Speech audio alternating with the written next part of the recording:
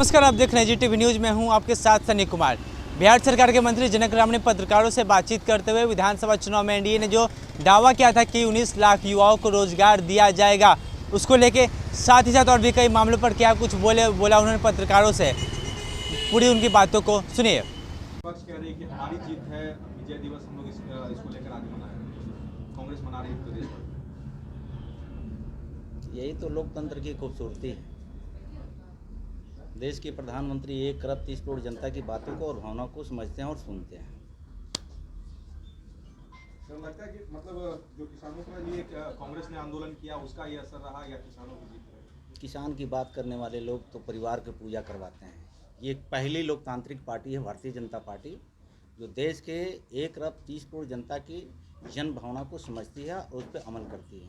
बाकी देश की जितनी राजनीतिक दल हैं उनके तह में जाइए, खानदानी दर खानदानी पार्टी चली आ रही है। न उनको किसान से मतलब है, न उनको दलित से मतलब है, न पिछड़ा से मतलब है, न सर्व समाज से मतलब है। उनकी परिवार किस तरह आगे बढ़ते रहे, गरीब की आड़ में परिवार बढ़ाना है, दलित की आड़ में परिवार बढ़ाना है, समाज के आड़ में परिवार बढ़ाना है। धन्य भारतीय जनता पार्टी के नेता यशस्वी नरेंद्र मोदी जी के नेतृत्व में सर्व समाज का, सबका साथ, सबका विकास, सबका विश्वास के नारा दे करके और विश्व का गुरु बनाने के लिए एक कदम आगे पार्टी बढ़ चुकी है। मंत्री जी, विपक्ष कह रही है कि 2015 में भी जो है आप लोगों ने भूमि अधिग्रहण विधेयक लाया था, जिसको भी प्रधानमंत्री ने वापस ले लिया था, और आज दोबारा से कृषि कानून बिल को वापस लेना पड़ा। आखिर बिना सोचे समझे कोई भी जो है नियम कानून बना दिए जाते हैं। सरकार आखिर ऐसे कैसे चलेगी कि बिना सोचे समझे? ये तो जनता तय करती है। जनता तय किया है 14 से 19, 19 से 24, 24 से 29, ये जनता को तय करना है। देश के नेतृत्व प्रधानमंत्री के साथ खड़ी है। ये जनता के जन आकांक्षा के अनुरूप आगे हम बढ़ रहे हैं। बस नहीं लगता है विपक्ष ये बात कह रही है कि आप चुनाव हारने का एक कारण मान रहे हैं इसे वापस लेना? उत्तर प्रदेश में एक जाट का जो एक बड़ा एक वोट बैंक है, उन तमाम चीज़ों से अब बीजेपी इस बात को समझ। ये तो मैं पहले ही कहा कि ये जनता तय करती है। लगातार जनता आशीर्वाद देते जा रही है नरेंद्र मोदी जी को। 700 किसान से अधिक की मौत हो गई पूरे आंदोलन में। अगर ये नहीं होता, अगर आप लोग पहले बात मान लेते तो। आप तो डाटा बता रहे हैं, उनकी सरकार को आप लोग डाटा भी नहीं बताते। अनगिनत डाटा उनका होता था, उनका तो डाटा भी फेल हो जाता था। ये देश में क्या क्या हुआ है पूर्ववर्ती सरकार में, इस पर चर्चा हो तो लंबी सूची उनका जारी होगा। सर, विभागीय एक लेटर सर जो प्रकाश में आपको भी आया होगा, मामला सामने आया होगा। 3 खनन पदाधिकारियों की पोस्टिंग का मामला है। इन पर आरोप था आय से अधिक संपत्ति का मामला।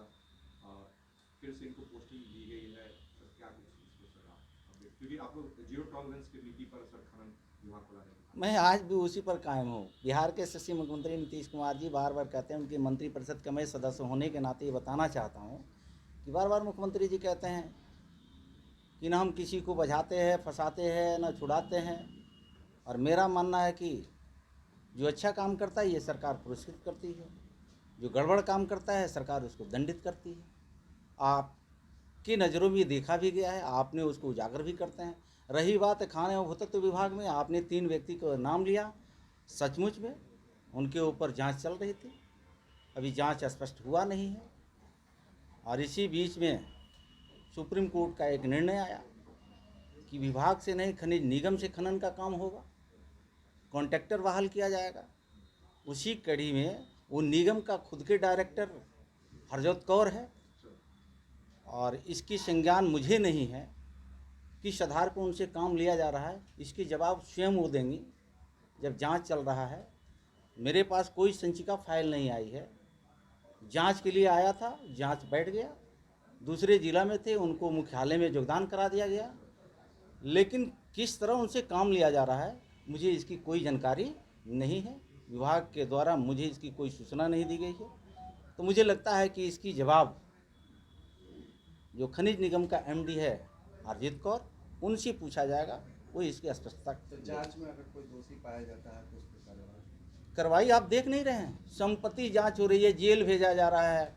इससे आप ही लोगों की तो चैनल, आपके हर प्रिंट मीडिया, इलेक्ट्रॉनिक मीडिया को भी हम कोर्ट से बधाई देते हैं कि जहां मेरे विभाग में गड़बड़ियां होती है त्वरित आप लोगों ने प्रकाशित करते हैं। देश दुनिया देखता है, उस पर हम विभाग के मंत्री। हरजोत कौर का जो ये मामला बताइए, गड़बड़ी है सर कि नहीं आपके नजर में सर? क्योंकि मंत्री विभाग से आपके नीचे हुआ। मुझे लगता है कि अब ये तो मेरे संज्ञान में नहीं है। अगर लगता है कि मेरे संज्ञान में बगैर दिए हुए तो उन्होंने ऐसा किया है तो नियम नियमावली से की होगी, तो इसका तो स्पष्टता उनको ही देना होगा। एक आय से अधिक संपत्ति का जांच चल रहा है, उनको फिर से पोस्टिंग कर देना है। अभी बिना आपके आपके साथ जाने भी हुए सर एक तो- बार ये हुआ जब आप पद ग्रहण कर रहे थे, उस समय ना डिपार्टमेंट की हेड थी। मुझे जो जानकारी है इस संबंध में मुझे कोई जानकारी नहीं है। उनको अन्य जिलों से यहाँ मुख्यालय में योगदान कराया गया, इसकी मुझे जानकारी थी, लेकिन उनसे काम लिया जा रहा है, इसकी मुझे कोई जानकारी नहीं। हो सकता है खनिज निगम के वो खुद के एमडी है, एमडी के माध्यम से काम खनिज करना है, खनन करना है, तो किस आधार पे उनसे काम लिया जा रहा है इसके बारे में कोई जानकारी नहीं। तो जिसका सर आप संज्ञान लेंगे, स्वतः संज्ञान लेते हुए कुछ मेरे सामने आएगा तो निश्चित रूप से संज्ञान। मैं क्या, बिहार का मुख्यमंत्री जी कोई अगर काम गड़बड़ करता है तो बर्दाश्त नहीं करता। चुनाव के वक्त आप लोगों ने शीतकालीन सत्र होगी उसमें घेरेगी कि 1 साल पूरे हो गए, अब तक एक भी रोजगार अगर दिया क्या? मैं आप लोगों से भी आग्रह करता हूं, हाथ जोड़ के विनती करता हूं कि 19 नहीं, प्रथम कैबिनेट की ही बैठक में लगभग 20 लाख लोगों को रोजगार देने के लिए, सृजन करने के लिए बैठकें हुई थी, उसमें बताया भी गया था। मेरे विभाग में अभी खनिज पदाधिकारी का 20 सीटें रिक्त थी, जिसको पूर्ति कर दिया गया। कर्मचारी चयन आयोग से एग्जाम लिया गया, उसके रिजल्ट भी हो गया, अब जो 2-4 दिन में योगदान। इसी तरह हर विभाग में मुझे लगता है कि कोई ऐसा विभाग नहीं है जहां सीटें रिक्ति रह गई थी उसको फुलफिल नहीं किया जा रहा है। दूसरी चीज़ मैं अपने विभाग खास करके आपको बताना चाहता हूं कि मात्र बालू की ही मेरे विभाग में चर्चा होती थी। धन्य है देश के प्रधानमंत्री आदरणीय नरेंद्र मोदी जी, या धन्य है भारत के विभाग के मंत्री आदरणीय प्रहलाद जोशी जी, जब से मुझे ये दायित्व मिला है माइंस के क्षेत्र में क्रोमियम, निकिल, पोटास ये आपको प्राप्त हुआ है, तो मुझे लगता है कि हम बहुत आगे बढ़ चुके हैं। और जिस दिन ये खनन प्रारंभ होगा, बड़ी बड़ी कंपनियां आएगी, बेरोजगारों को रोजगार मिलेगा। देश के यशस्वी प्रधानमंत्री $5 ट्रिलियन का देशवासियों को जो आश्वस्त किए थे, मुझे लगता है कि बहुत बड़ा बिहार की तरफ से योगदान होगा। तो आने वाले दिनों में अर्थव्यवस्था में बढ़ोतरी होगी, बिहार के बेरोजगारों को रोजगार भी मिलेगा, तो रोजगार मिलेगा तो अर्थव्यवस्था भी मजबूत। अब तक का कोई लिस्ट नहीं है कि अब तक कितना रोजगार साल लग गए सरकार के? अब ये तो पूरा डाटा आपको लेना पड़ेगा, मैं अपने विभाग के बारे में बताया, लेकिन जिन लोगों ने पूर्व की सरकारें रही है डाटा बताते रहे, तो मुझे तो लगता है कि उनकी पूर्ववर्ती सरकार में खुद के उनके परिवार के लोग आज बेरोजगार हैं। जितनी पारिवारिक कंपनियां जो चल रही थी उनको कहीं ना कहीं रोड पर जनता रख दिया है, तो कहीं ना कहीं इसके आड़ में गरीब गुरबा को, किसान को, गरीब को, दलित को, शोषित पीड़ित को गुमराह करके, बहका करके अपने पक्ष में लाने का प्रयास लोग करता है। लेकिन बिहार की जनता 2 उपचुनाव हुआ, रिजल्ट दिया, इससे सिद्ध हो गया कि बिहार की 13 करोड़ जनता एनडीए सरकार, बिहार के यशस्वी मुख्यमंत्री नीतीश कुमार जी के साथ खड़ी है। तो आपने सुना मंत्री जनक राम ने क्या कुछ कहा है। साफ तौर पे कह दिया है कि 19 लाख नहीं बल्कि 20 लाख लोगों को रोजगार देने की चर्चा की गई थी पहली कैबिनेट मीटिंग में, जब 2020 विधानसभा चुनाव के बाद सरकार बनी थी एनडीए की। लेकिन उसके अलावा और भी क्या कुछ कहा उन्होंने, तमाम मामलों को लेकर आपने साफ तौर पर सुना। लेकिन इतना तो साफ है कि जो रोजगार को लेकर जनक राम ने कहा है, साथ ही साथ जो नए कृषि कानून वापस लेने की घोषणा प्रधानमंत्री मोदी ने की है, इन तमाम चीज़ों पे इन तमाम चीज़ों पे खुलकर मंत्री जनक राम ने अपनी प्रतिक्रिया दी।